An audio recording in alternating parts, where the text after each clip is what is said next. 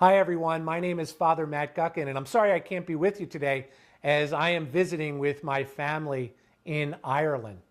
On February 27th of this year, Archbishop Chaput asked me to assist him as he prepares for the Synod of Bishops scheduled for October 2018.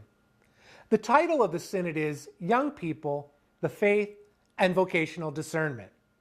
I have provided a timeline for you which you may find helpful as you follow along with this presentation.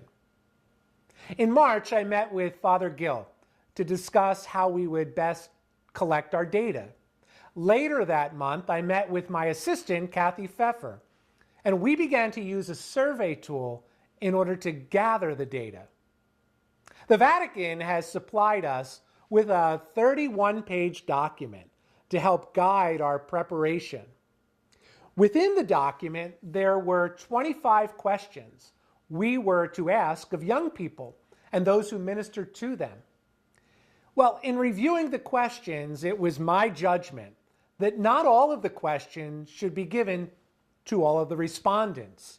And so in order to maximize our response, as well as minimize the time spent by the respondents, we developed a series of surveys whereby the questions we asked were specific to those being asked to respond. And so, for example, one question given to us by this document was this: how much time and in what manner do clergy and other formators of young people provide for personal spiritual guidance? Well, since the young people we would survey have no idea how much time we priests provide for personal spiritual guidance, we left that question off the survey for the young people, though we did include it for the priests and youth ministers. In our 3 surveys, a total of 8 questions were asked of the young people, 6 were asked of the lay adults who work with young people, and 6 were asked for the priests. In April, I met with our own Jacob King of Anthem to discuss how we could best communicate our surveys. We concluded that a combination of social media and email would work best. On May 1st, our surveys were distributed. I want to stress, this isn't a Gallup poll. It's not scientific. I'm just a priest. However, 900 young people did respond to their survey. 60 adults who work with young people responded to their survey, and 111 of our priests responded to theirs. I've provided you with a copy of the entire document, but I would just like to go through some highlights with you. First of all, when we use the term young people, the Vatican has asked us to define that as anyone from the age of 16 to 29.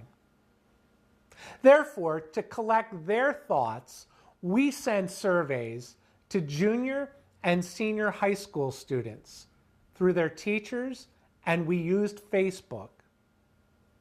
Second, respondents were given the option of providing more than one answer to their questions. Therefore, you'll notice that total percentages often exceed 100%.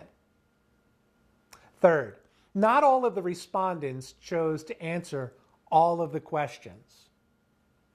Finally, comment sections were provided, thus creating a voluminous amount of data.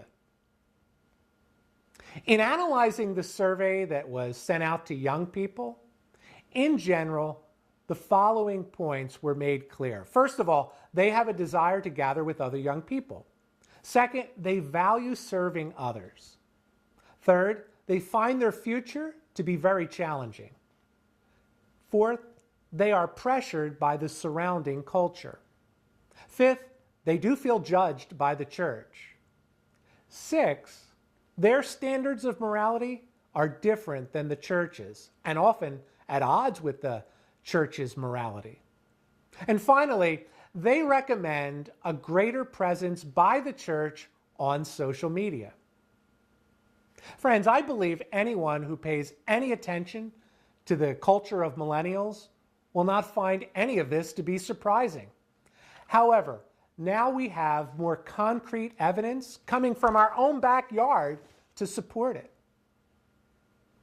In analyzing the survey, which was sent out to those who work with young people, youth ministers, theology teachers, DREs, so on and so forth, those who responded to the survey have stated the following.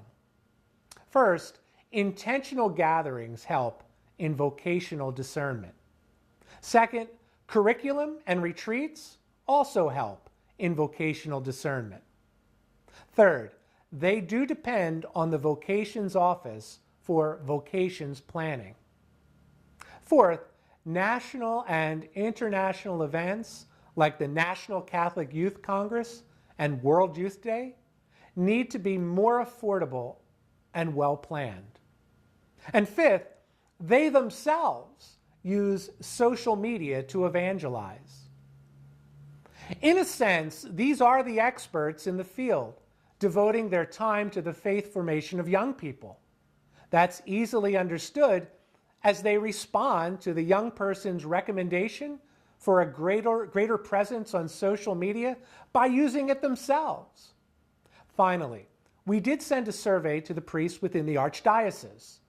Their responses to the 6 questions revealed this. First, priests believe gathering opportunities, pilgrimages, retreats, and service projects are the best ways to form young people in the ways of faith. Second, unless they themselves are in the education apostolate, they spend minimal time with young people. Third, they are not aware of building a skill set to better evangelize young people. Fourth, they avoid the topic of forming young people in the civics process. And fifth, they are willing to help victims of violence in any way necessary.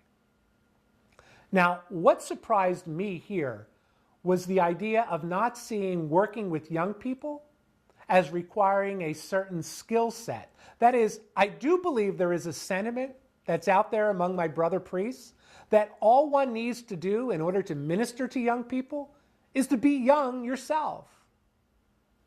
You have in front of you the entire document. Please feel free to ask me questions about it, and I'll do my best to respond in a specific, measurable, realistic, and timely way. I can be reached in a number of ways. On Facebook at Matt Guckin, on Twitter at Father Matt Guckin, by email at fr.mguckin@archphila.org, or simply call or text me at 267-535-9659. Thank you for your time today. May God bless you, and may God bless all of our young people.